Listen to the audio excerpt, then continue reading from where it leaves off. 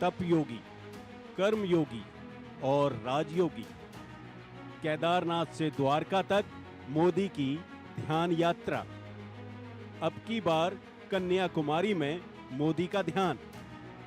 आकाश, पाताल और समंदर, ये मोदी हैं जिनका ये अंदाज युवाओं को देश प्रेम और अखंड भारत की प्रेरणा देता है। दुनिया भर में देश के प्रधानमंत्री का रुतबा एक पीएम का तो है ही, एक ऐसे नेता का भी है जो अध्यात्म और सत्ता को एक साथ अंगीकार करता है। ये पीएम मोदी ही हैं। जब त्रिशूल हाथ में थामते हैं तो सनातन गौरवान्वित होता है, और जब सत्ता की चाबी हाथ में लेते हैं तो दुनिया के चुनिंदा शख्सियतों में शुमार होकर देश का मान बढ़ाते हैं।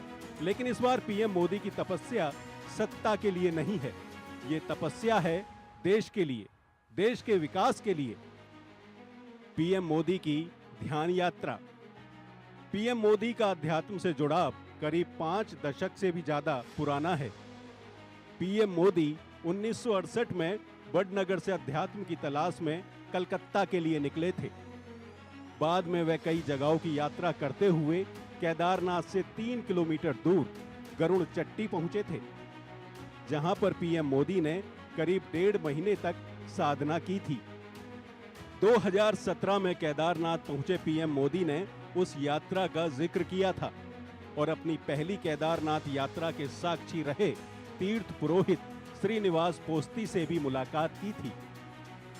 स्वामी विवेकानंद ने जहां की साधना, पीएम मोदी ने वहीं लगाया ध्यान। इसके साथ ही पीएम मोदी 2015 में कोलकाता पहुंचे थे और वहां पर उन्होंने बेलूर मठ में ध्यान लगाया था। पीएम मोदी 2014 में प्रधानमंत्री बनने के बाद 11 मई 2015 को बेलूर मठ पहुंचे थे। पीएम मोदी ने अपनी इस यात्रा के दौरान उस कमरे में जाकर ध्यान लगाया जहां खुद स्वामी विवेकानंद साधना किया करते थे।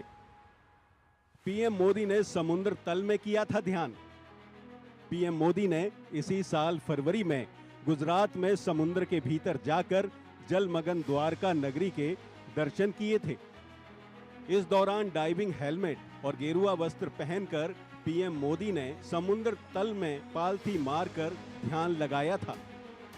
पीएम मोदी ने अपने अनुभव को लेकर कहा था, समुद्र में द्वारका के दर्शन ने विकसित भारत के मेरे संकल्प को और मजबूत किया है। प्रधानमंत्री मोदी का 30 मई को तमिलनाडु के कन्याकुमारी पहुंचने का कार्यक्रम है। खबर है कि वे विवेकानंद रॉक मेमोरियल पर 30 मई की रात से 1 जून की शाम तक ध्यान लगाएंगे। विवेकानंद रॉक तमिलनाडु के कन्याकुमारी में समुद्र में स्थित एक स्मारक है।